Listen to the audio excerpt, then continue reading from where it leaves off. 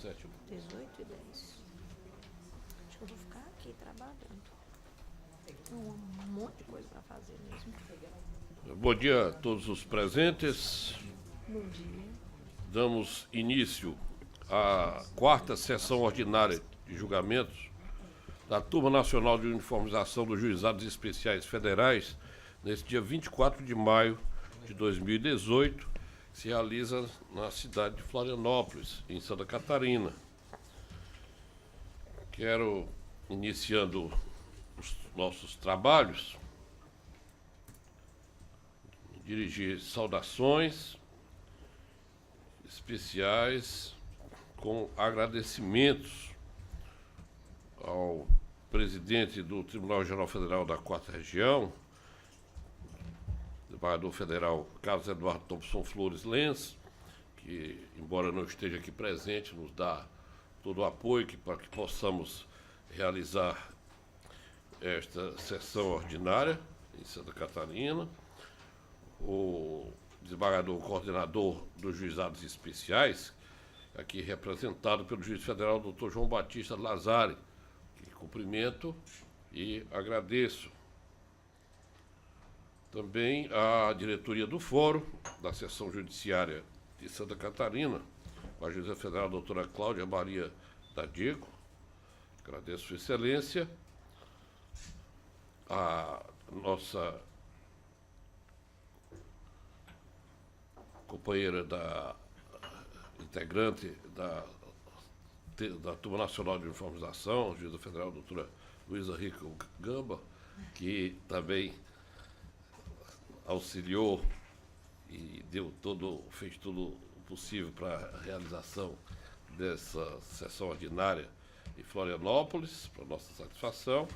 Cumprimento os servidores da seção judiciária da COGEF, da 4ª Região, que também dão importante apoio ao evento.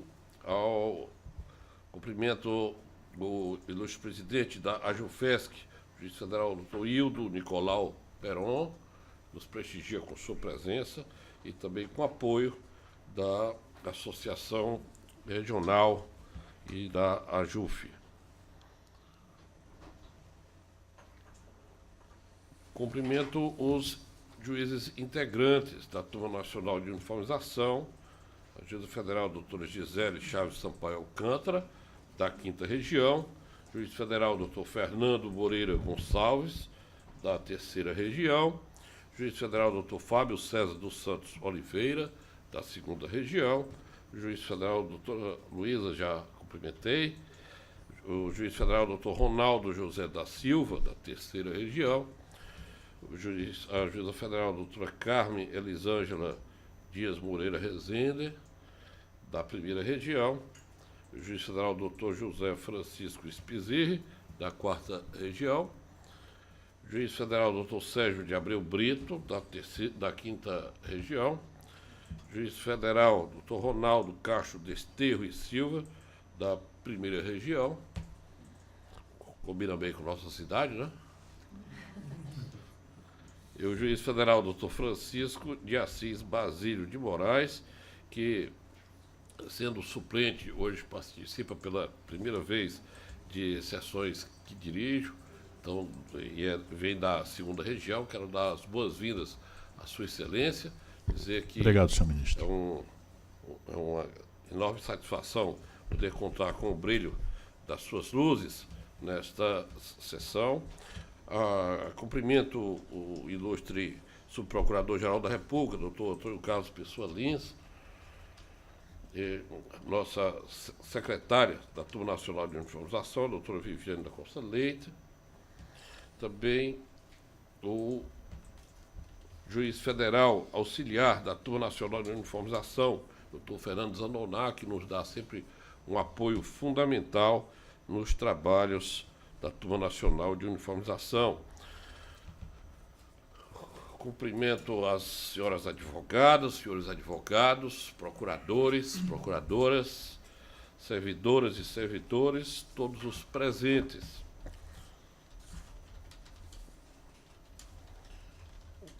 E agora solicito a leitura da ata da sessão anterior pelo senhor secretário, a ata que diz respeito à sessão que realizamos no dia 19 de abril de 2018, na sede do Tribunal de Justiça do Estado do Mato Grosso do Sul, em Campo Grande.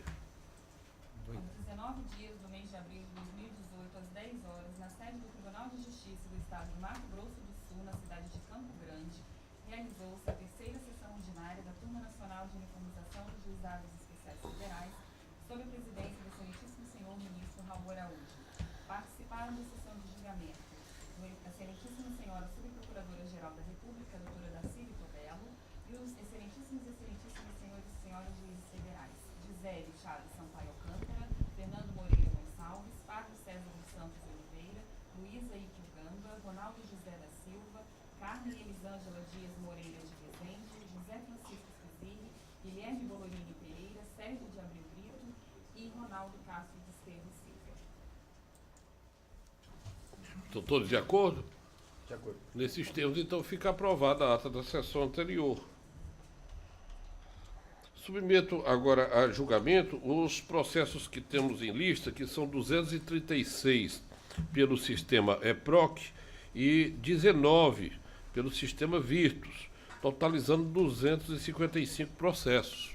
Podemos aprová-los? Então ficam julgados nos termos que consta da lista apresentada e previamente apreciada pelos ilustres integrantes do colegiado. E queria lembrar a todos os presentes, que a Corregedoria da Justiça Federal está realizando atualmente uma pesquisa acerca dos sistemas eletrônicos utilizados na Justiça Federal, de modo que teremos a participação tanto do público interno, com os magistrados e servidores da Justiça Federal, e como também do público externo, com procuradores, membros do Ministério Público, advogados e outros interessados de qualquer área que queiram se manifestar acerca do nível de satisfação dos sistemas utilizados no âmbito da Justiça Federal. O resultado dessa pesquisa trará dados importantes para que possamos aprimorar o nosso trabalho nessa área. Então, solicito o empenho, a colaboração de todos para a divulgação dessa pesquisa, para que todos participem e possamos ter êxito nas informações que buscamos junto ao público interno e externo.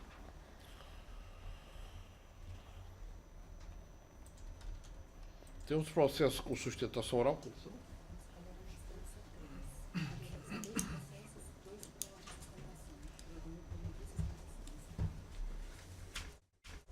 3.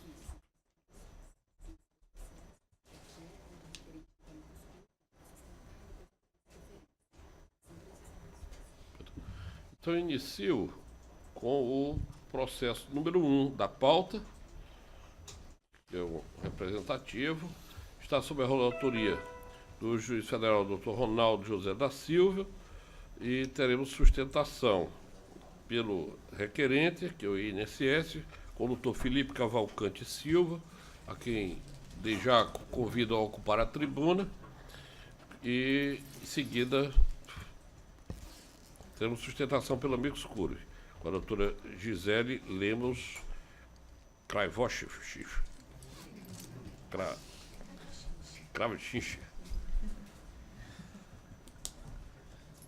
Muito bom dia, senhores. Então, indago ao ilustre relator se podemos dispensar a leitura do relatório, se o advogado está de acordo, juntamente com a doutora Gisele, que dispensemos a leitura do relatório, caso em que passaremos aos debates. Bom dia, De senhores. acordo, doutora Gisele? Está de acordo? Então, Vossa Excelência tem a palavra. Bom dia, senhores, senhor ministro, presidente, pessoa de quem cumprimento todos os demais julgadores da turma e o saúdo.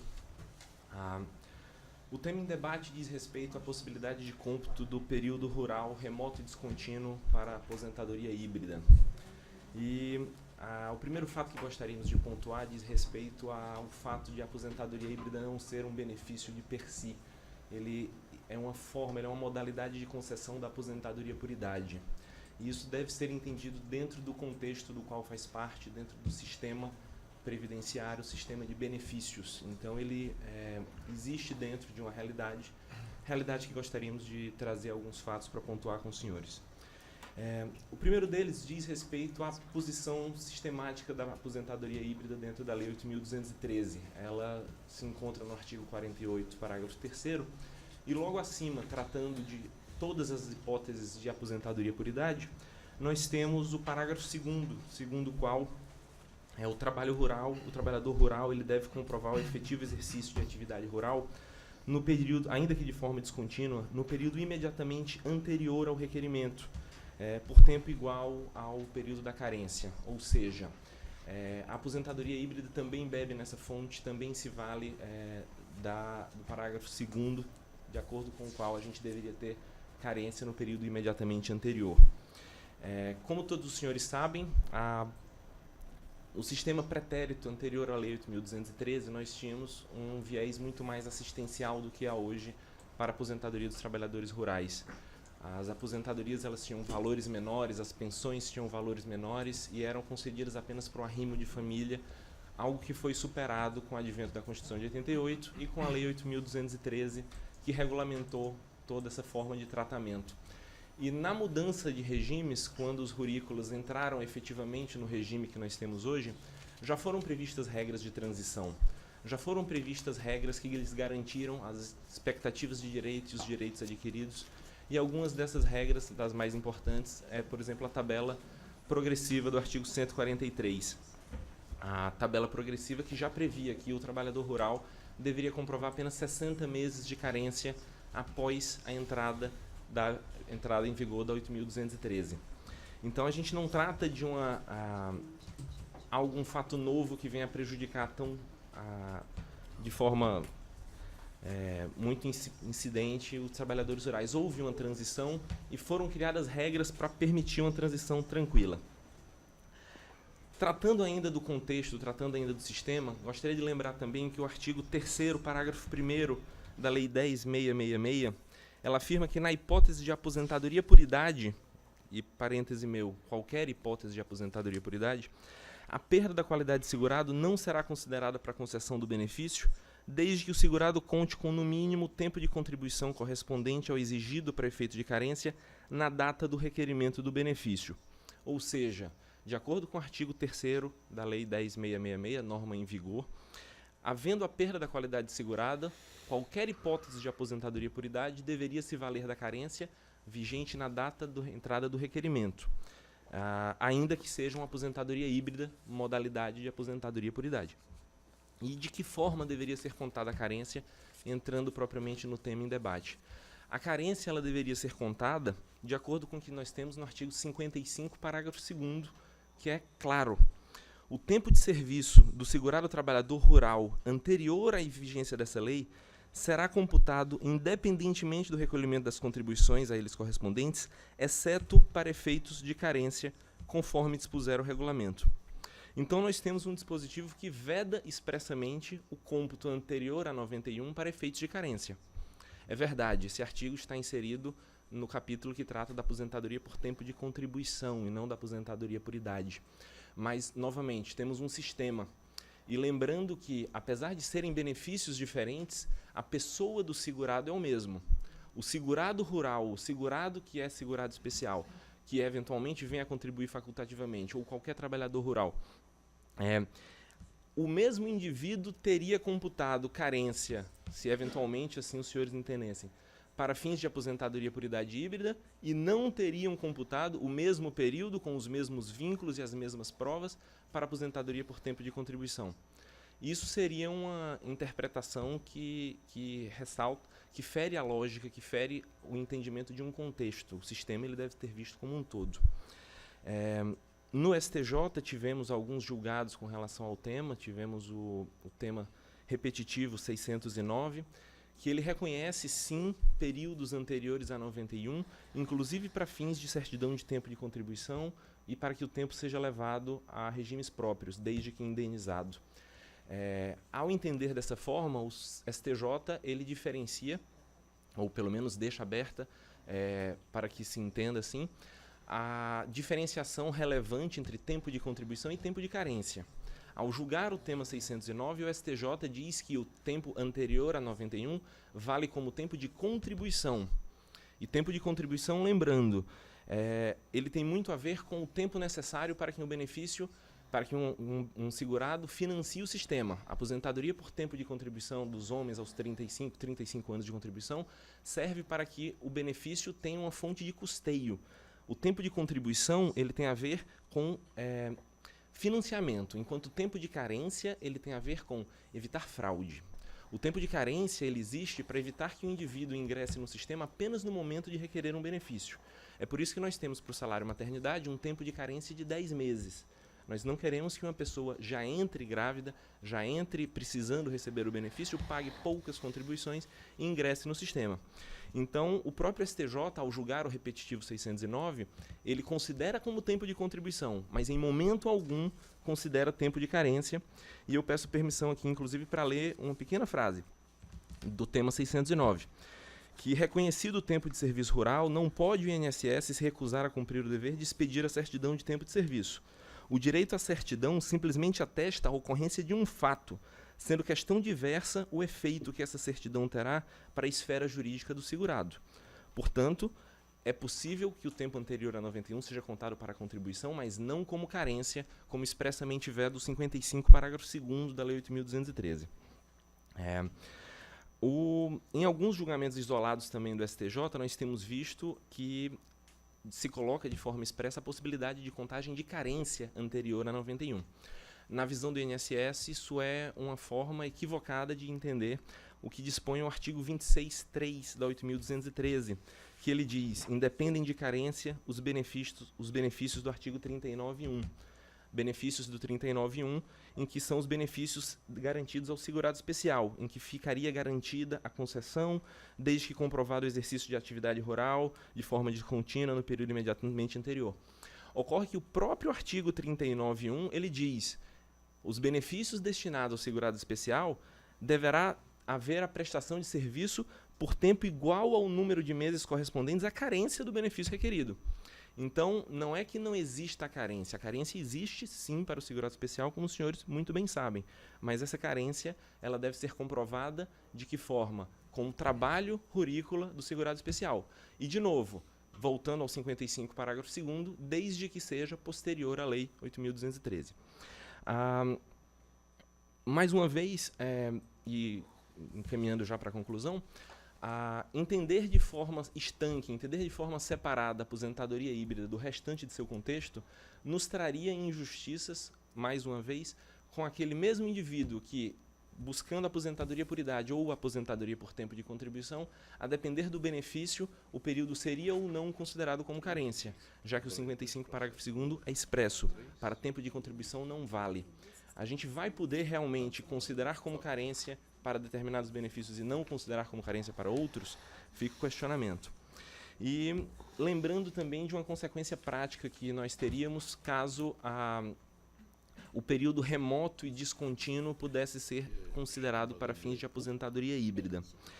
Presumindo que a idade de início do trabalho fosse 16 anos de idade e a pessoa pudesse contar 15 anos de carência de uma forma remota, ela poderia eventualmente trazer documentos ligados aos pais, como sabemos que de fato muitos segurados especiais têm. O pai é dono de um terreno, o pai é dono de uma fazenda e todo aquele grupo familiar começa a trabalhar. Então nós teríamos documentos em nome, talvez nem do próprio segurado, uma criança com 16 anos iniciando a contagem de carência, aos 31 anos de idade ele já teria 15 anos de carência. E se nós aceitarmos que isso seja considerado para fins de concessão de aposentadoria híbrida, bastaria que essa pessoa que trabalhou até os 31 anos tenha uma contribuição urbana para que a partir daí seja somado o tempo rural pretérito antigo com o trabalhador com o período urbano que ele tenha recente. Então nós teríamos pessoas que trabalharam até os 30 anos, ou pelo menos juntaram documentos, talvez em nome de terceiros, até os 30 anos e seriam aposentadas com mais uma contribuição.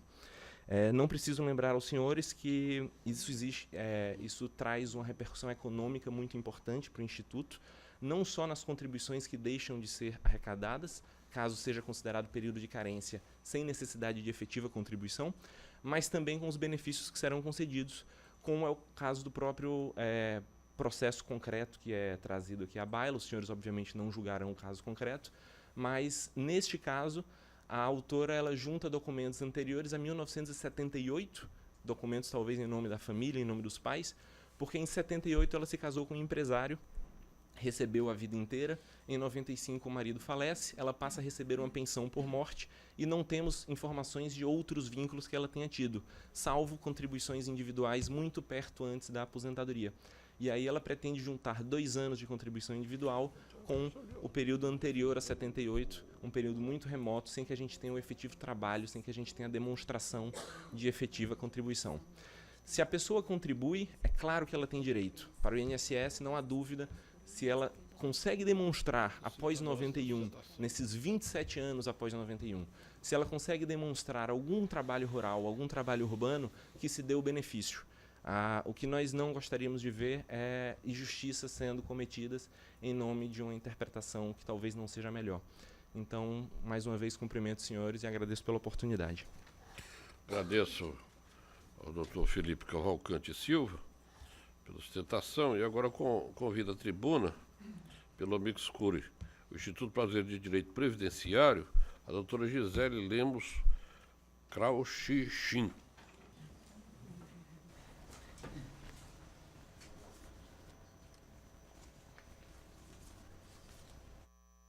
Bom dia, excelências. Quase, ministra. Kravchichin. É difícil mesmo. Bom dia a todos. Falo hoje em nome do IBDP, que vem tentar colaborar com o julgamento desse tema que é tão importante para o direito social e para os segurados envolvidos.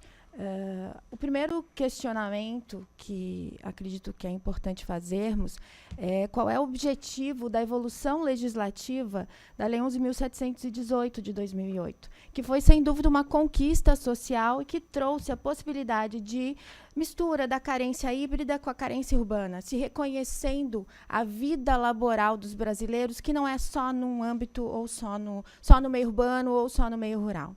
Esse reconhecimento e essa necessidade de reanálise da jurisprudência é que construiu essa normativa e que vem agora a ser aplicada por Vossas Excelências de uma forma significativa e representativa de controvérsia que vai gerar reflexos positivos ou negativos para diversos segurados.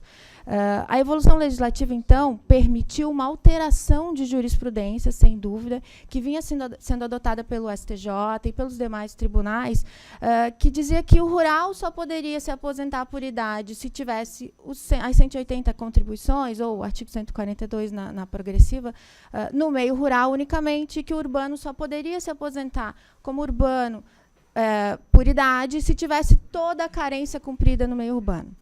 Essa normativa traz essa possibilidade de junção desses dois períodos, reconhecendo a vida e, muitas vezes, a condição extra-vontade daquele segurado.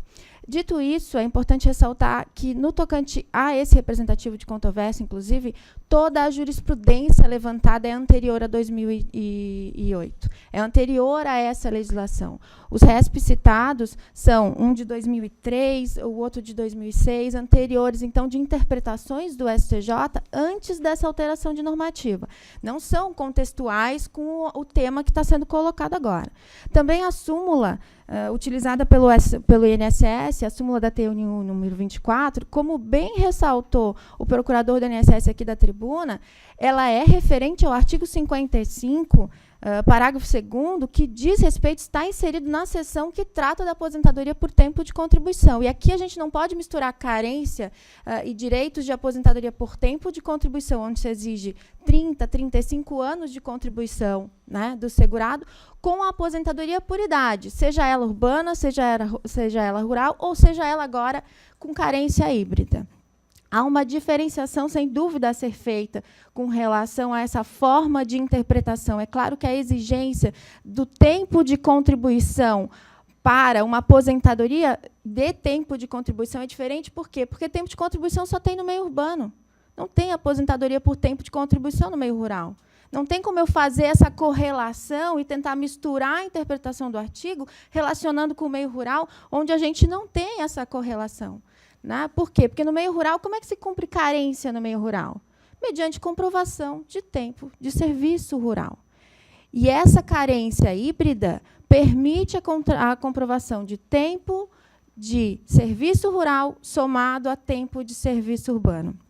Interpretar diferente seria, inclusive, alterar a jurisprudência dessa própria Corte, porque no tema 131 houve o julgamento, você pode relacionar, inclusive, do item 13, a linha C do acórdão que julgou o representativo de controvérsia 131, que se diz expressamente: o tempo de serviço rural anterior ao advento da Lei 8.213 de 91, objeto de discussão e exame no presente feito, pode ser computado para fins de carência necessária à obtenção da aposentadoria híbrida por idade, ainda que não tenha sido efetivado o recolhimento das contribuições.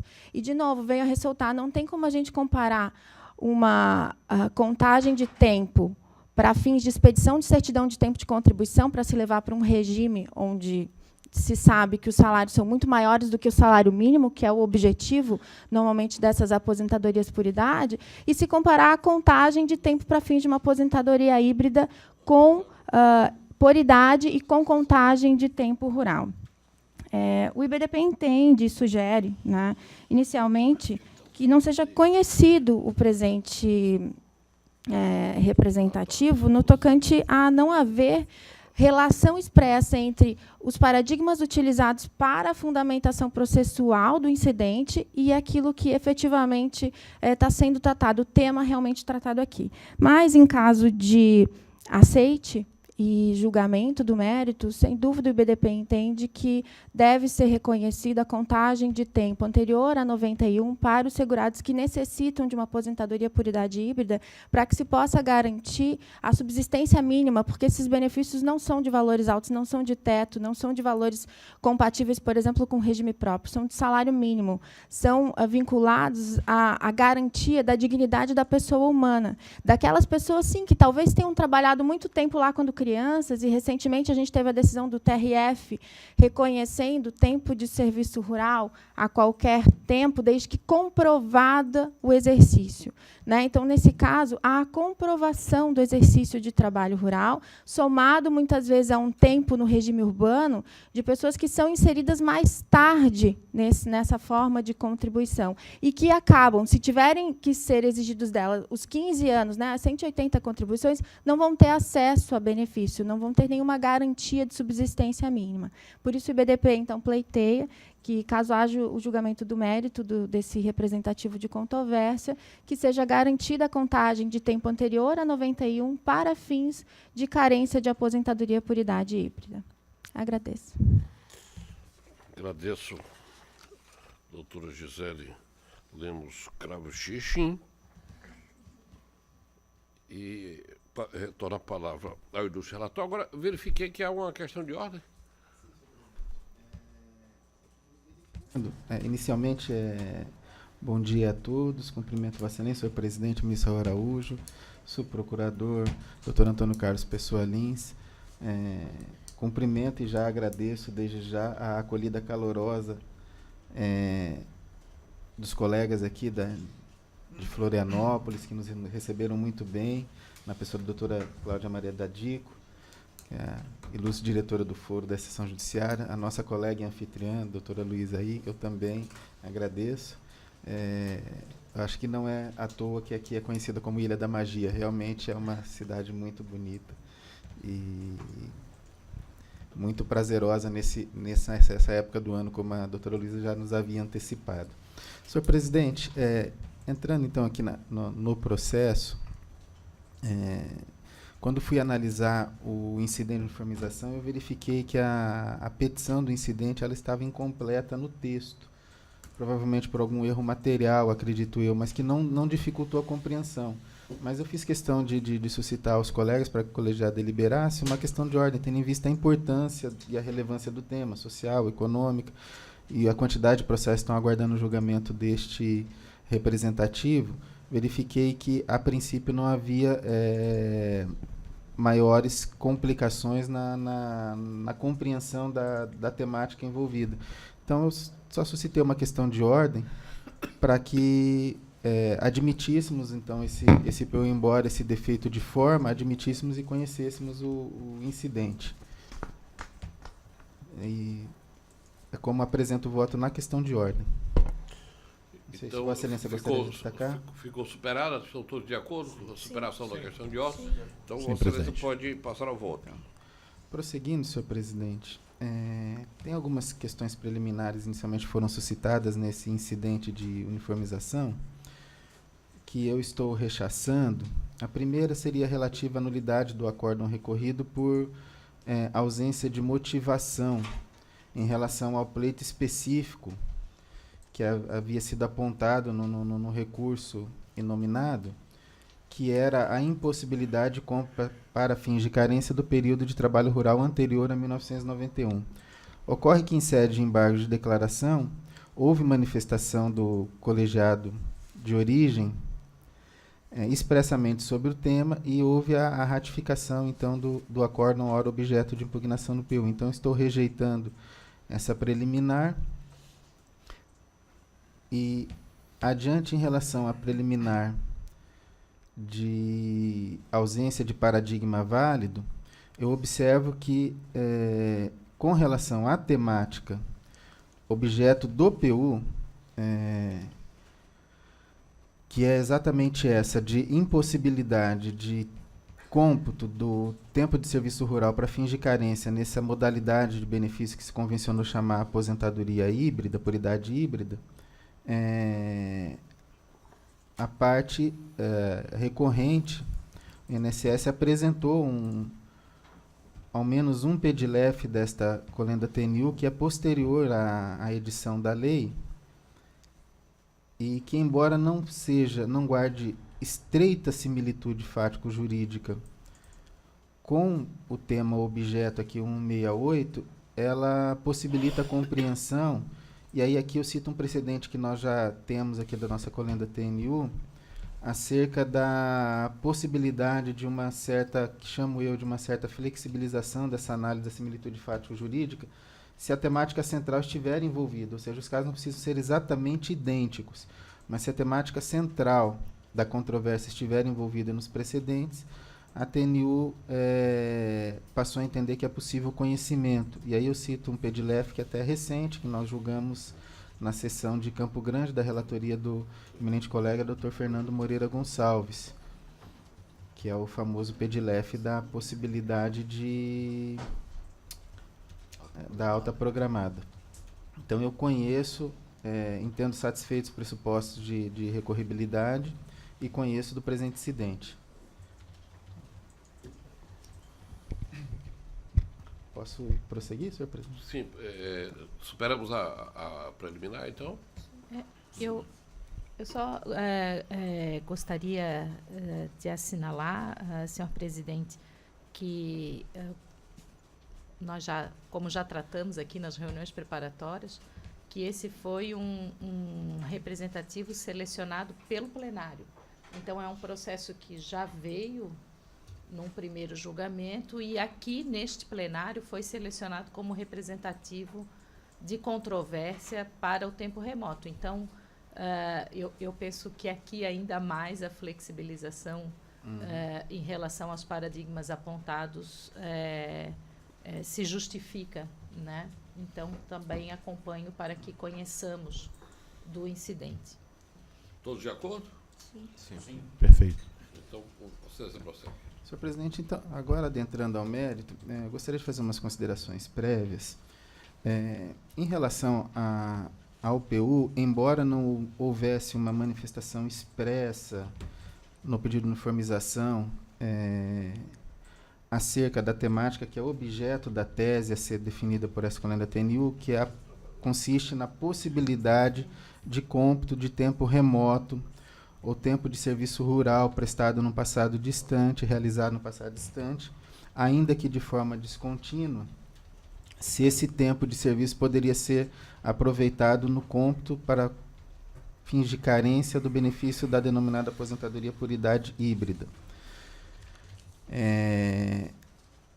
é essa definição, como bem disse a colega Luísa, foi feita numa seleção feita pelo plenário, quando esse processo veio à baila numa sentada anterior, e em que pese não houvesse a manifestação específica da parte na postulação, no recurso, dava para se compreender como abrangida ali, né, essa temática.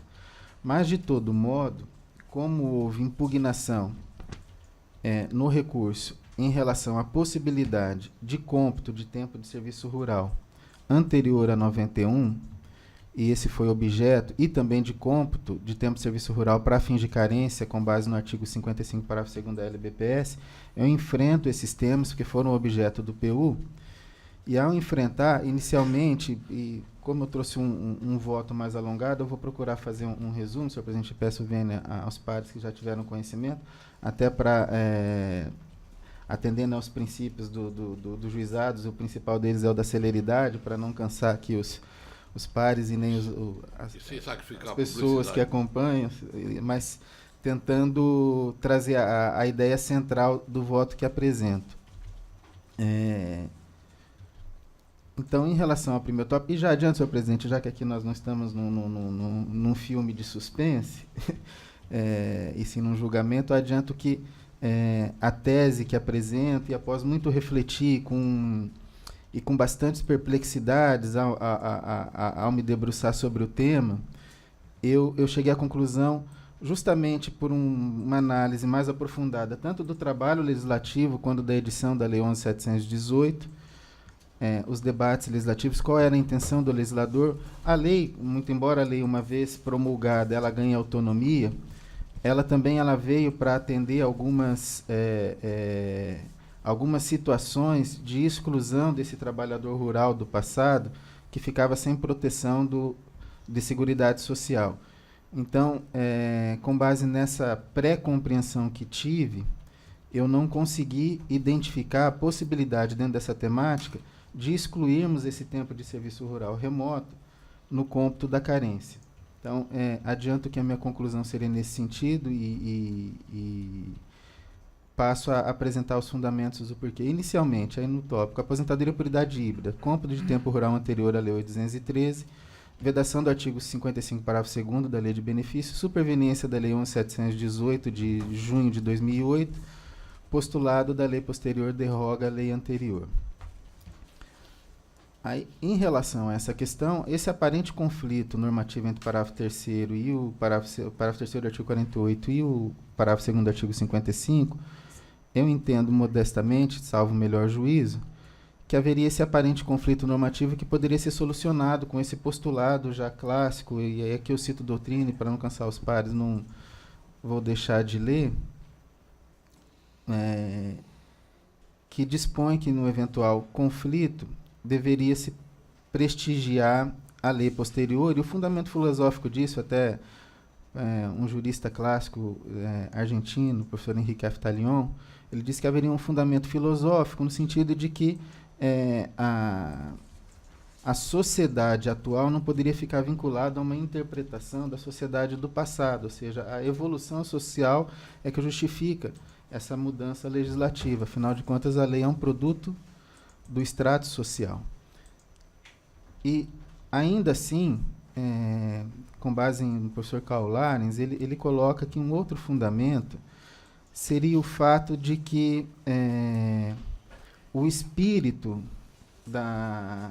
dos fatos sociais que ensejam a criação da norma devem ser levados em consideração justamente para identificar qual é a intenção tanto do legislador quanto da lei enquanto sistema, uma vez inserida no sistema, o que visa essa lei posterior tutelar. E muitas vezes ela não afasta totalmente aquela lei anterior, mas ela derroga em determinados aspectos justamente para atender aquele fim específico.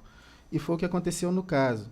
Lendo a mensagem 1040 do presidente da República enviou ao Congresso, quando da edição da MP 410 de 2007, posteriormente convertida na Lei 11.718, ficou bem claro ali, ao menos para mim, que a intenção, e aí destaca um trecho, onde diz Sua Excelência Presidente da República: os argumentos para que a regra fosse assim interpretada sempre levaram em consideração a necessidade de manter-se a inclusão previdenciária de uma categoria de trabalhadores com pouca oportunidade de contratação formal e, consequentemente, a impossibilidade de comprovação do vínculo trabalhista e da contribuição previdenciária pelo tempo necessário para atender ao cumprimento da carência exigida para a obtenção da aposentadoria por idade aos 60 o homem e aos 55 anos a mulher.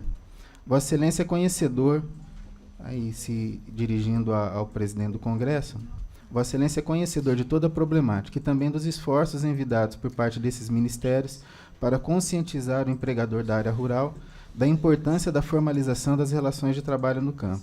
Não obstante os esforços despendidos, na prática pouco se avançou e esses trabalhadores, já bastante sacrificados pelo tipo e condições de trabalho, não podem ficar sem amparo previdenciário. Então, essa foi a intenção aí da Presidência da República com a medida provisória e, posteriormente, fez parte dos debates legislativos. Uma outra curiosidade que eu destaco do meu voto aqui aos pares é que a primeira redação desse parágrafo 3º nos debates legislativos consistia no seguinte: os trabalhadores rurais de que trata o parágrafo 1º, que não comprovam efetivo exercício de atividade rural por período correspondente à carência do benefício, mas que satisfaça a condição de carência, se forem considerados períodos de contribuição sobre outras categorias de segurado, fará jus ao benefício aos 65 anos homem ou 60 mulher. Aí a redação não teve esse...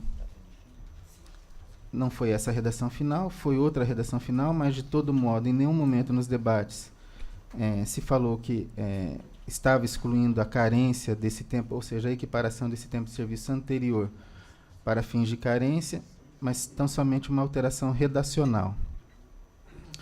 Então, me parece que o legislador ordinário visou aqui atender ao princípio da uniformidade e equivalência dos benefícios e serviços às populações urbanas e rurais, com o reconhecimento, porque assim entendo eu, o Constituinte de 88, o que ele fez? Ele reconheceu a igualdade do trabalho prestado pelo trabalhador rural e urbano, tanto no presente, para o futuro, mas também do passado. Tanto que leis incompatíveis com a Constituição de 88 não seriam recepcionadas se discriminasse um trabalhador rural. É o meu modo de pensar nessa temática. Ainda no segundo tópico do voto, em pesquisas realizadas, eu constatei que no âmbito do Tribunal Regional Federal da 4ª Região, há uma ação civil pública, que cito, onde foi reconhecido a possibilidade desse cômputo, inclusive de tempo remoto, porque o caso, pelo relatório, nós verificamos que no caso onde essa ação civil pública foi proposta, discutia-se exatamente essa era a temática, tempos remotos, possibilidade de cômputo. E com base na decisão proferida nessa ação civil pública, que também faço citação e vou pedir vênia para saltar, o INSS emitiu um memorando circular em cumprimento já a essa ação civil pública, decidida pelo TRF da 4ª Região, para que fosse computado esse tempo de serviço rural remoto na carência dos benefícios da denominada aposentadoria híbrida. Então, me parece que o caminho que a jurisprudência vem tomando, ao menos já em primeira e segunda instância, na Justiça Ordinária, ao menos aqui na 4ª Região, no sentido dessa possibilidade. E ainda em pesquisas na jurisprudência, eu verifiquei, analisando precedentes do STJ, que há uma clara sinalização nesse sentido.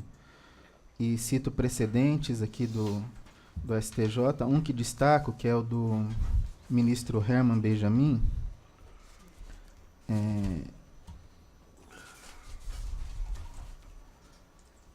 Coloca Sua Excelência.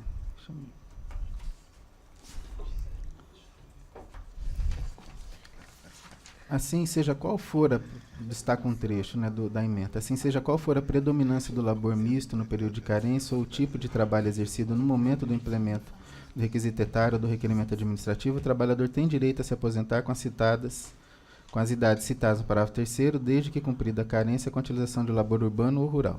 Por outro lado, se a carência foi cumprida exclusivamente como trabalho urbano, sob esse regime o segurado será aposentado, o que vale também para o labor exclusivamente rurícola. Aí ele cita, na mesma linha do aqui se preceituado, ele cita um precedente do ministro Mauro Campbell. Observando a conjugação de regimes jurídicos de aposentadoria por idade, denota-se que cada qual deve ser observado de acordo com as respectivas regras. Se o artigo 26.3, 39.1 dispensa o recolhimento de contribuições para fins de aposentadoria por idade rural, exigindo apenas a comprovação do labor campesino, tal situação deve ser considerada para fins de cômputo da carência prevista no artigo 48, parágrafo 3º, não sendo, portanto, exigível o recolhimento de contribuições. E aqui ainda vem respondendo ao recurso interposto, que questiona a necessidade da impossibilidade de cômputo do tempo de serviço rural na carência da aposentadoria híbrida. Essa é a tese do recurso. Mais recentemente, o STJ já vem decidindo monocraticamente essas questões, e mais recentemente, numa decisão monocrática agora de fevereiro de 2008, o ministro Benedito Gonçalves assim se manifestou no agravo em recurso especial 1.204.492. De outro modo, a parte autora alega que exerceu atividade rural no período de 25/7/64 a 31/12/76. O INSS reconheceu em sede administrativa o período de 66 a 76. E aí, então, aí destacando na parte final, o ministro, então, portanto, na data em que postulou o benefício subjúdice, que em 2002, além de já ter completado a idade exigida 60 anos, caso é mulher, alcançado o período de labor rural na condição de segurado especial e de contribuições decorrentes do trabalho urbano superior à carência do artigo 142, o que lhe garante a concessão da aposentadoria por idade mista ou híbrida. Então, esta compreensão já vem sendo manifestada no âmbito do STJ em decisões monocráticas, citando precedentes já sólidos do própria corte, tanto da primeira quanto da segunda turma, que formam a primeira sessão. Então, penso eu que o caminho que vem sendo seguido pelo STJ é sobre a possibilidade deste cômputo. Ainda continuo em resposta ao recurso. Por outro lado, embora o STF, em relação à temática específica, não venha conhecendo dos recursos lá interpostos, por entender que trata-se de interpretação de matéria de lei infraconstitucional, quando o Supremo analisou a MP 1523 de 97, que fez alterações substanciais na lei de benefícios, inclusive no parágrafo 2º do artigo 55, e basicamente essa MP de 97 restringiu a possibilidade de benefício do trabalhador rural a somente a aposentadoria por idade rural, excluiu a proteção previdenciária de qualquer outro benefício, o Supremo, ao se debruçar sobre essa MP, em medida cautelar na DIN 1664, assentou de forma clara que trabalhador rural, plausibilidade da arguição de inconstitucionalidade da exigência de contribuições anteriores ao período em que passou ela a ser exigível, justificando-se ao primeiro exame essa restrição apenas em relação à contagem recíproca, que é a utilização de tempo de serviço na iniciativa privada no serviço público. E suspendeu a eficácia, então, daquela MP em relação a esses artigos. Do voto do ministro, então, ministro Otávio Galotti, que destaquei, ele diz, abre aspas, o mesmo, entretanto, não sucede com a comunicação dos períodos ambos de atividade privada, de trabalho urbano e rural. Soma que, além de não se subordinar aos pressupostos expressos no parágrafo 2º do artigo 202, compensação financeira e contribuição, revela-se claramente vinculado aos princípios da uniformidade e da equivalência entre os benefícios das populações urbanas e rurais, resultantes do mandamento constante do parágrafo único do artigo 194 da Constituição. Fecha aspas. O STF, mais posteriormente, no RE 344446, reafirmou essa desnecessidade da exigência de contribuições, até porque, por óbvio, elas não existiam à época para o trabalhador rural, mas reconhecendo que esse trabalho ele é equiparável ao do urbano para todos os fins, e foi assim que o Supremo se manifestou. Reconheço, como dito da tribuna, que o STJ julgou o tema 642, que é o recurso especial 1.354.908, relatoria ao ministro Mauro Campbell, onde realmente o STJ não reconheceu a possibilidade de utilização da Lei 10.666, que fala da perda da qualidade de segurado para fins de obtenção de benefícios de aposentadoria. Mas ali, naquele leading case, do voto do ministro Sérgio Kukina, que acompanhou o relator, eu destaco um trecho que me parece relevante, onde o próprio STJ vem manifestando a compreensão que essa aposentadoria híbrida, ela não se confunde com a aposentadoria por idade rural, inclusive parte da doutrina vem reconhecendo que ela é uma modalidade de aposentadoria urbana, por idade urbana.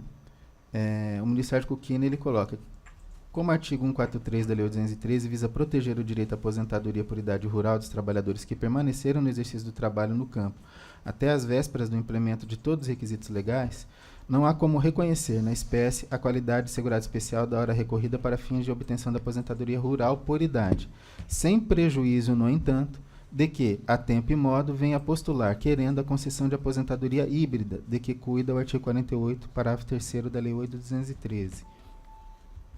E me parece que essa compreensão da possibilidade de, e agora adentrando ao tema que foi selecionado pelo plenário, que é a tese da possibilidade de cômputo de período rural, trabalho rural, ainda que descontínuo em tempo remoto, eu entendo pela possibilidade, com base nos artigos 194, parágrafo único, inciso 2 e 201, parágrafo 1º da Constituição da República, que veda o estabelecimento de critérios diferenciados para se negar tempos de serviço rural, ainda que descontínuos e remotos no tempo, para fins de carência na modalidade de aposentadoria por idade híbrida, espécie de aposentadoria urbana, como disse, ou no mínimo assemelhada, e reconhecer, por analogia, que pode sim ser aplicado o artigo na híbrida, como a princípio me pareceu que o ministro Sérgio Kukina também reconheceu, o artigo 3º, parágrafo 1º, que reconhece a possibilidade de uso de tempo de trabalho remoto ou antigo para fins de carência para a obtenção da aposentadoria, ainda que haja perda da qualidade segurada, diz o artigo 3º da Lei 10.666.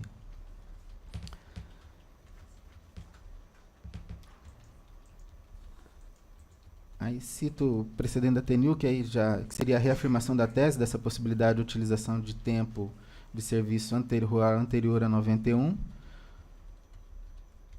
que é o tema 131, também faço essa citação. E concluo, senhor presidente, já pedindo escusas pelo voto mais alongado,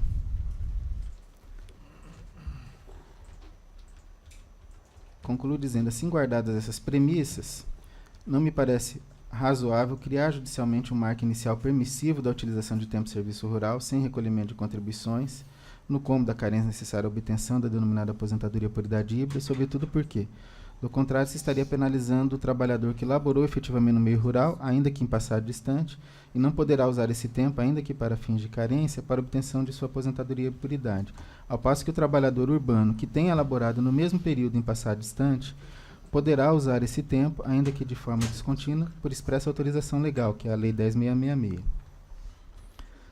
Então, senhor presidente, eu, em conclusão e já finalizando, eu conheço e nego provimento ao pedido de uniformização, reafirmo a tese do 131, que é o objeto do recurso,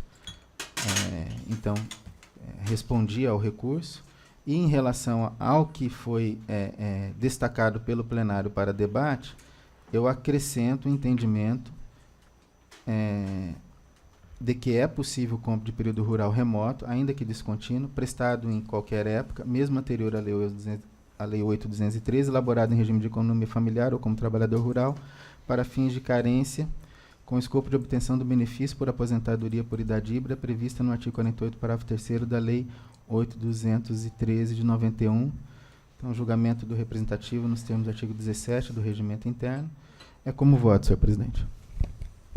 Então, pelo relator, conhece e nega provimento ao pedido de uniformização de jurisprudência interposto pelo INSS, reafirmando a tese número 131 da Turma Nacional de Uniformização, com os acréscimos constantes de seu voto, na parte dispositiva, mas temos, no caso, já indicação de pedido de vista antecipado pelo juiz federal, doutor Fábio César dos Santos Oliveira, não é assim? Sim, eu confirmo o pedido de vista, senhor presidente.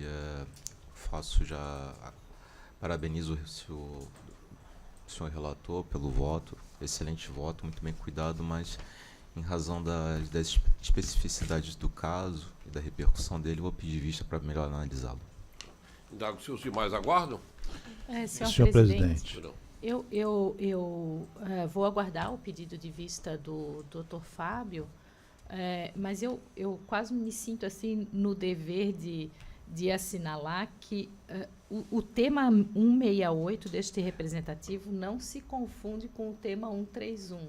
São temas distintos, porque no 131 se tratava de possibilidade do cômputo de tempo rural anterior a 91 sem contribuições, e se o último vínculo antes da DER poderia ser urbano ou rural. Tinha esses dois objetos, esse tema. E não se tratou naquela oportunidade da descontinuidade. Se esse tempo anterior a 91 tem que guardar uma certa continuidade ou se ele pode ser interrompido em algum momento. Então, este é o tema específico do 168, a descontinuidade, que nós aqui acabamos chamando de tempo remoto, aquele que está sem continuidade com o restante do tempo. Por isso Então, que eu falei, Lisa, eu respondi ao recurso porque tinha esses questionamentos, não poderia passar ao largo, e acrescentei o meu só me entendimento preocupou, sobre eu isso. vou aguardar o pedido de vista, não vou manifestar meu voto, só me preocupou a reafirmação da tese do 131, já que são representativos diferentes. Mas eu vou aguardar o pedido de vista. Só queria fazer esse... Senhor presidente, eu gostaria de antecipar o meu voto aqui, peço venha aos colegas, né, porque eu achei que realmente o relatório e, obviamente, o voto do relator estão muito bem fundamentados. Só um minuto para o doutor Fernando se pronunciar. Não, senhor presidente, Eu tive ideia desculpe, que não. você tinha pedido a palavra em algum momento. Doutor Francisco Basílio. Então, eu gostaria de antecipar, acompanhando o relator, né, nesse voto muito bem elaborado. Parabéns ao doutor Ronaldo, né, por essa colocação, realmente, de fato, e até ressaltando aqui, realmente, na colocação final dele, que isso não afeta, em relação, não se contradiz em relação à súmula 24, que é de 2005. Né? Então, acho que até a súmula tem que ser readequada nessa nova configuração. Né? Então, peço venha aos colegas, mas eu gostaria, então, de acompanhar já o relator nesse ponto. Posso anunciar o resultado? Então, após o voto do relator, conhecendo e negando provimento ao pedido de uniformização de jurisprudência interposto pelo INSS, no que foi acompanhado pelo juiz federal, doutor Francisco de Assis Basílio de Moraes, pediu vista antecipada o juiz federal, doutor Fábio César dos Santos Oliveira. Aguardam os demais. Quero registrar a presença entre nós do juiz federal, doutor Jairo Schaeffer, que tão relevantes serviços prestou ao Superior Tribunal de Justiça, assim como também ao Supremo Tribunal Federal, e aproveitar esta oportunidade em que estamos em sua terra para registrar nossos agradecimentos por seu dedicado serviço à justiça de nosso país. Gostaria também de convidar para compor a mesa conosco o doutor Hildo Nicolau Peron, representante da Associação de Juízes Federais de Santa Catarina. Dê-nos o prazer de compor a mesa conosco.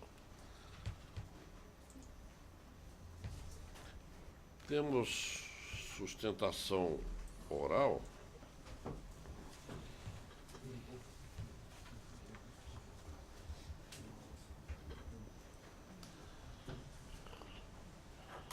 Agora, no processo número 12 da pauta, que tem por relator o juiz federal, doutor Fábio César dos Santos Oliveira. E o pedido vem pela parte agravante, com o doutor Márcio Jordani Pereira, que convida a ocupar a tribuna. Indago ao ilustre relator se podemos dispensar a leitura do relatório, bem como ao advogado. Doutor Fábio. Sim. Inclusive, eu vou fazer uma pequena contextualização a respeito do caso. Mas você está dispensando a leitura do Estou relatório? dispensando, isso. Então você tem a palavra. Uhum. Muito bom dia, excelentíssimo ministro-presidente, excelentíssimo juiz federal relator, demais nobres magistrados e integrantes da Turma Nacional de Uniformização. Eu venho à presença de vossas excelências propor a resolução de divergência verificada em ação indenizatória, no âmbito da qual foi promovida a inscrição indevida de consumidor em órgão restritivo de crédito, a partir de falha na prestação de serviço bancário. Pois bem, a divergência na interpretação da lei tem como mola propulsora o indeferimento do pedido de inversão do ônus da prova, que implica em cerceamento de defesa e nulidade absoluta do julgado, pois as instâncias ordinárias reputaram necessária a presença concomitante dos critérios da hipossuficiência do consumidor e da verossimilhança das alegações, mantiveram a distribuição estática do ônus probatório e julgaram improcedente a ação justamente por entender não comprovada a ilicitude da inscrição do consumidor em cadastro restritivo de crédito, quando, na realidade, competia à instituição bancária demonstrar a sua plena regularidade. O incidente de uniformização não foi conhecido pelo excelentíssimo juiz relator, que, na ocasião, entendeu, avalizando o entendimento manifestado pelas instâncias ordinárias, no sentido de que a inversão do ônus da prova do artigo 6º, inciso 8 do Código de Defesa do Consumidor, pressupõe o preenchimento cumulativo dos critérios da hipossuficiência e da verossimilhança das alegações.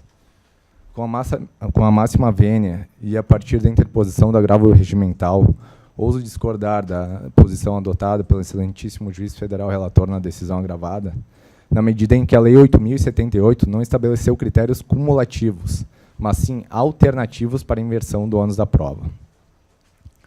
Seguindo a linha de jurisprudência do Superior Tribunal de Justiça, o artigo 6º, inciso 8 do Código de Defesa do Consumidor, classifica a inversão do ônus da prova ob iudices, dependendo da aferição dos critérios de verossimilhança ou, alternativamente, não estabelecendo conjunção cumulativa, da hipossuficiência do consumidor. Prevê ainda a inversão do ônus da prova, independente de aferição do critério julgador, a chamada inversão do ônus da prova ob legis, que decorre da própria lei em situações de fato do serviço, como no caso. Excelências, aqui eu não venho defender a inversão do ônus da prova a partir da verossimilhança das alegações, pois demandaria revolvimento da matéria fática e probatória. Sustento, porém, a inversão do ônus da prova a partir do critério da hipossuficiência do consumidor, que é presumido e inegável na espécie. Isso porque o Código de Defesa do Consumidor trata como princípio fundamental da Política Nacional das Relações de Consumo o reconhecimento da vulnerabilidade do consumidor no mercado de consumo. Isso tem previsão expressa no artigo 4º, inciso 1 do Código de Defesa do Consumidor, de modo que a hipossuficiência do agravante em frente à agravada é notória, inquestionável e presumida. Nesse sentido, não haveria como olvidar da hipossuficiência de um indivíduo que tem salário médio, o famoso homem médio, em frente a uma gigante instituição financeira como a Caixa Econômica Federal, que detém todo o controle, conhecimento, know-how sobre as lentes fática, técnica, socioeconômica, jurídica, a respeito de sua atividade fim, de modo que a hipossuficiência alegada, presumida pela lei, não se pode negar no caso concreto, possuindo, inclusive, a instituição financeira aptidão probatória para ações desse jaez. Sem embargo da hipossuficiência do consumidor, invoco ainda, no caso concreto, em termos abstratos, a inversão do ônus da prova ob legis, pois a causa de pedir da inicial remete à responsabilidade objetiva de prestador dos serviços em evento danoso in re ipsa, de modo que a responsabilidade da instituição financeira somente, e aqui repito, somente, poderia ser verificada se comprovadas pela própria instituição financeira as causas excludentes do parágrafo 3º do artigo 14 do Código de Defesa do Consumidor. Eu insisto aqui que a inversão do ônus da prova é medida fundamental para a resolução desse caso e para a efetiva prestação jurisdicional, na medida em que somente com a redistribuição do encargo probatório, reabertura da instrução, eventual exibição de documentos fidedignos de movimentações financeiras, produção de prova oral solicitada desde a origem, porém indeferida nas situações posteriores, é que poderá verificar a regularidade da inscrição levada a efeito em órgão restritivo de crédito, que se constitui como causa de pedir da indenização por danos morais, mas que se tornou, por consequência dos desdobramentos verificados na ação, prova muito difícil ou impossível de ser realizada pelo consumidor, a qual, porém, é de extrema facilidade por parte da instituição bancária. A manutenção do quadro atual viria a implicar em restrição ao postulado constitucional da defesa do consumidor, compromisso do Estado e direito fundamental do indivíduo, na forma do artigo 5º, inciso 32 da Constituição. Viria a implicar, por consequência, violação do devido processo legal, da ampla defesa e do contraditório, rompendo com a paridade de igualdade entre as partes no processo judicial e acirrando ainda mais a desigualdade verificada entre o indivíduo, o famoso homem médio, e uma gigante instituição financeira, tornando necessário o conhecimento do incidente, o acolhimento para efeito de assegurar a integridade do ordenamento jurídico, a uniformização da jurisprudência nacional em prevalência da segurança jurídica. Essas são as singelas razões que, em suma e em conclusão, com base em precedentes citados dessa turma nacional, que provocaram a cassação de julgamentos prolatados pelas instâncias ordinárias e pelo Superior Tribunal de Justiça, justificam a pretensão de provimento do agravo regimental, de conhecimento e provimento do incidente, para em cassação do acórdão impugnado, com devolução dos autos à origem para aplicação do Instituto da Inversão do ônus da prova, reabertura da instrução probatória ou, eventualmente, se possível, o conhecimento do mérito diretamente por essa turma, se assegurar, ao final, a condenação da instituição financeira ao pagamento de indenização por danos morais. Agradeço a atenção de todos. Retorno a palavra ao relator. Excelentíssimo senhor presidente, ministro Raul, excelentíssimo senhor subprocurador, demais colegas juízes, advogados, servidores. Inicialmente, eu agradeço a direção do Foro da Seção Judiciária de Santa Catarina pelo apoio dado à realização dessa sessão da Turma Nacional de Uniformização, a todos os colegas servidores que nos deram suporte para a realização também da sessão desse colegiado, aqui nessa cidade tão bonita, agradecendo especialmente a nossa colega e amiga, a juíza federal Luísa Iquel Gamba, pela recepção tão amistosa e calorosa e os cuidados com a nossa estadia aqui. Senhor presidente, o caso analisado é um agravo regimental contra a decisão monocrática que não admitiu pedido de uniformização e foi consignado na decisão atacada que o debate sobre a existência ou não dos critérios para a inversão do ônus probatório, tal como disposto no artigo 6º, inciso 8 da Lei 8.078/90, ela demandaria uma análise fática que já foi feita pelas instâncias inferiores e, por conseguinte, barraria no que é disposto no enunciado 42 da nossa súmula da jurisprudência da Turma Nacional de Uniformização. A par dessa argumentação, eu discorro aqui no voto que o debate sobre a inversão de ônus probatório é um debate de fundo processual e o pedido de uniformização cinge somente a debate de análise de direito material. Por conseguinte, com base no artigo 14 caput da Lei 10.259, denunciado 43 também da nossa súmula da jurisprudência da Turma Nacional de Uniformização, não seria viável o conhecimento do pedido de uniformização e, por conseguinte, persistiria a decisão agravada. Nesses termos, senhor presidente, tanto pela questão de volta de análise fática e também da impossibilidade de análise de direito processual, enunciados 42 e 43 da jurisprudência desse colegiado nacional, eu voto pelo conhecimento e desprovimento do agravo regimental. Estão todos de acordo? Sim, senhor ministro. Sim, senhor presidente. Bem, então, turma, por unanimidade, conheceu e negou provimento ao agravo regimental, confirmando a decisão que negou seguimento ao pedido de uniformização de interpretação de lei federal nos termos do voto do relator. Agradeço a participação do Dr. Márcio Giordani Pereira. Temos agora 2 pedidos de preferência, no processo do sistema EPROC. O número 32 da pauta é o primeiro.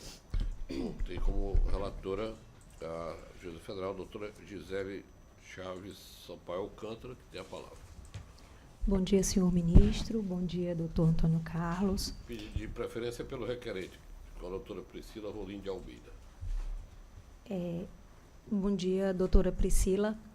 Eu gostaria, de modo especial, de render os meus agradecimentos em nome próprio e, tenho certeza, em nome de todo o colegiado, à doutora Cláudia, à doutora Luísa, ao doutor Hildo, em nome de quem rendo as minhas homenagens e os meus agradecimentos ao Tribunal Regional Federal da 4ª Região, à direção do Foro, da Seção Judiciária de Santa Catarina e à JUFESC, pela acolhida calorosa e pela disponibilização efetiva de toda a estrutura da qual necessitamos para a realização dessa sessão. Rendemos nossas homenagens e o nosso profundo e sincero agradecimento. Em relação ao pedido de preferência, cuida-se aqui de um pedido de uniformização interposto pela União em face de acórdão que manteve sentença que julgou procedente pedido de pagamento de indenização de ajuda de custo a magistrado em virtude de remoção em intervalo temporal inferior a 1 ano. Senhor ministro, trago voto aqui, em verdade, reproduzindo ipsilíteres jurisprudência já firmada por este colegiado. A matéria efetivamente não é inédita. Ela já foi apreciada nos autos do pedido de uniformização número 052-167309-2013-4058100, ocasião na qual, bem me recordo, a União Federal, inclusive, apresentou sustentação oral. Foi uma sessão realizada em Brasília, o processo era de relatoria do juiz federal Rui, e apresentou voto e que foi vencido depois de um voto apresentado apresentado por doutora Luísa Gamba. Naquela ocasião, que trata, como disse e repito, de hipótese rigorosamente idêntica a esta, se concluiu que não há similitude fático-jurídica entre a situação em exame e aquela objeto do recurso especial 1.257.665, uma vez que este se refere aos servidores regidos pela Lei 8.112 em geral e, no entanto, o presente pedido de uniformização cuida especificamente de magistrado, sujeito a sistema normativo que possui particularidades não compartilhadas pelos servidores regidos pela aludida legislação. Daí porque reproduzo aqui aquele entendimento que foi firmado por este colegiado naquela oportunidade e, por esta razão, não conheço o pedido de uniformização interposto pela União. Foi nesses termos, senhor ministro, que o colegiado deliberou e foi nesse sentido que trouxe o voto no presente pedido de uniformização. Estão todos de acordo? Sim, senhor presidente. Então, a Turma Nacional não conhece do incidente nos termos do voto da relatora, decisão unânime.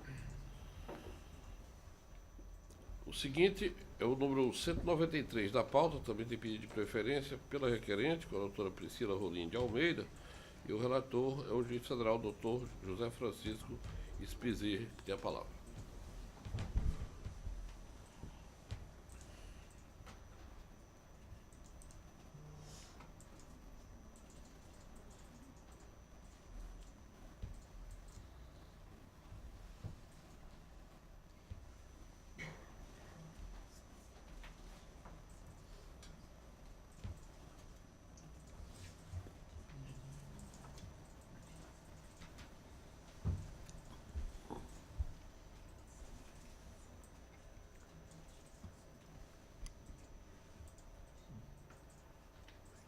Spizzi. Senhor presidente, de forma muito sintética, aqui o voto é relativamente extenso. Eu estava ponderando sobre a conveniência de fazer uma estratificação dele, mas entendo me manter fiel aos precedentes aqui da Corte. Vou apenas anunciar o resultado. Estou encaminhando votos a título de não conhecer do incidente de uniformização interposto pela União.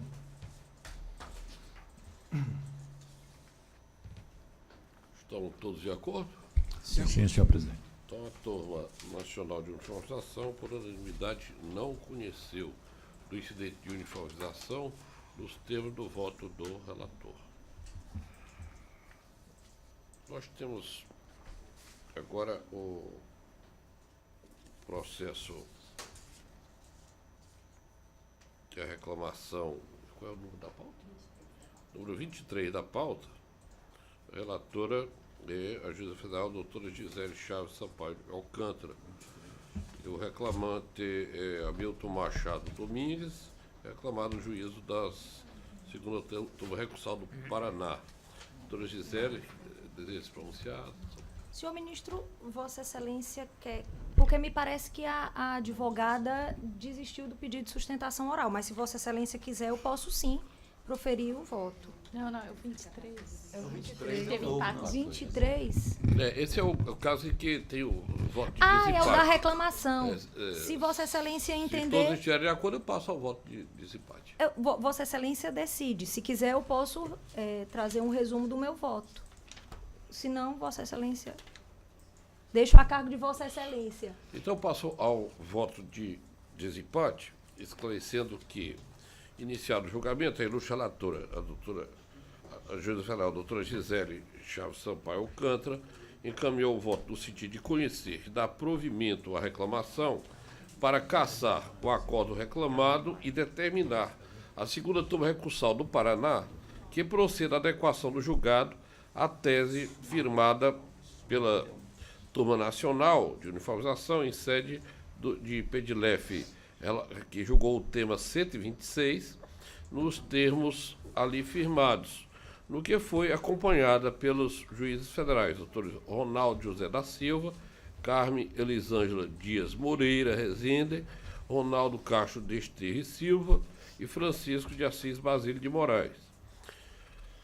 Por outro lado, houve divergência inaugurada pelo juiz federal Dr. Fábio César Oliveira, encaminhando o voto no sentido de conhecer e dar provimento à reclamação para cassar o acordo reclamado, porém determinando o sobrestamento do pedido de uniformização junto à turma recursal de origem, até que se firme tese do julgamento dos recursos repetitivos relacionados ao tema 975 pelo Superior Tribunal de Justiça.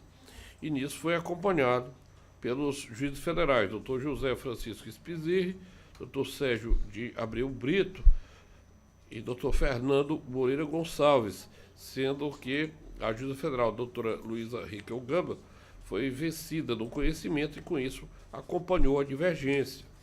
O caso trata de deliberar acerca de acordo proferido pela segunda turma recursal do Paraná, que, em sede de juízo de retratação, deixou de adequar seu julgado anterior ao entendimento da Turma Nacional de Uniformização, no sentido de que a decadência não atinge os pedidos revisionais referentes a questões não apreciadas pela administração no ato de concessão do benefício. E, diante do empate verificado, trago o voto em que, a questão controvertida nos autos do feito originário está sendo apreciada pelo Colégio do Superior Tribunal de Justiça no tema 975 dos recursos repetitivos, no qual será definida a questão atinente à incidência do prazo decadencial sobre o direito de revisão do ato de concessão do benefício previdenciário do regime geral, artigo 103 da Lei 8.213 de 91, nas hipóteses em que o ato administrativo da autarquia previdenciária não apreciou o mérito do objeto da revisão. E naqueles autos, estou expressamente determinado a suspensão do processamento de todos os processos pendentes, individuais ou coletivos, que versem acerca da questão delimitada e tramitem no território nacional. Assim, reputa-se descabida a determinação, no sentido de que se proceda de imediato à adequação do acordo ao entendimento firmado pela TNU nos autos do tema 126, dos recursos representativos de controvérsia, eis que a questão pende de análise por Corte Superior, que determinou expressamente o sobrestamento dos feitos envolvendo idêntica controvérsia.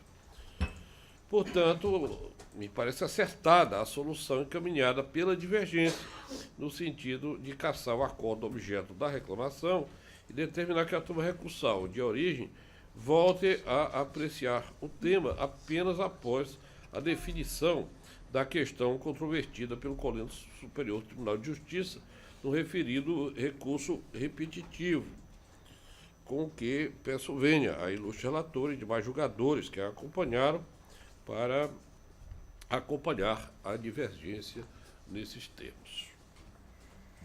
Então, anunciando o resultado do julgamento, a Turma Nacional de Uniformização, por maioria, conheceu e deu provimento à reclamação para cassar o acordo reclamado, determinando o sobrestamento do pedido de uniformização junto à turma recursal de origem, até que se firme a tese no julgamento dos recursos repetitivos relacionados ao tema 975 pelo Superior Tribunal de Justiça, nos termos do voto divergente do juiz federal, Dr. Fábio César Oliveira, que foi acompanhado pelos juízes federais, Dr. José Francisco Spizirri, Sérgio de Abreu Brito, Fernando Moreira Gonçalves e, após vencido do conhecimento, pela doutora Luísa Gamba e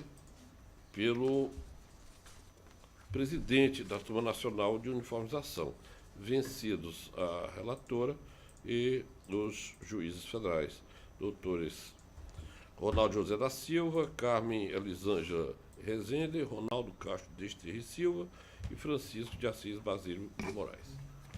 É o resultado deste. Com isso, concluímos os nossos julgamentos desta sessão e queria agradecer mais uma vez a amabilíssima recepção que tivemos no âmbito da 4ª Região, agradecendo em especial a diretoria do Fórum, com a doutora Cláudia Maria Dadico, a juíza federal doutora Luísa Rickel Gamba, ao presidente da JUFESC, juiz federal doutor Hildo Nicolau Peron. São agradecimentos que reitero, dizendo também da alegria de estarmos nessa belíssima cidade de Florianópolis, onde aproveitamos a hospitalidade do povo catarinense. É sempre uma alegria poder retornar a essa linda capital, talvez das mais bonitas do país, perdendo apenas para Fortaleza. É óbvio. E teremos agora a oportunidade para um almoço que o prato principal deverá ser tainha, não é? Dado a época do ano agradabilíssima que temos aqui nesse momento. Então, estamos todos muito encantados, como sempre, de retornar a esta bela cidade. Devemos fixar a data de nossa próxima sessão, que deve se realizar em Vitória, no Espírito Santo, e estava marcado inicialmente para o dia 22, né? Mas acontece que concorreremos com o jogo da seleção brasileira, a mesma data pela Copa do Mundo, e eu acho que devemos dar uma chance para que a seleção tenha condição de ser prestigiada nesta tarde, né? Então, vamos antecipar a nossa sessão em Vitória para o dia 21 de junho, às 10 horas, se estiverem todos de acordo. Pode ser assim? Então, de acordo. Então, com isso, a seleção terá um reforço, né, entre os torcedores, que será muito importante para a sua vitória. Então, fica designado dia 21 de junho, às 10 horas. Com isso, por isso, encerramos, então, esta sessão ordinária com os mais sinceros agradecimentos já formulados. Está encerrado. Obrigado.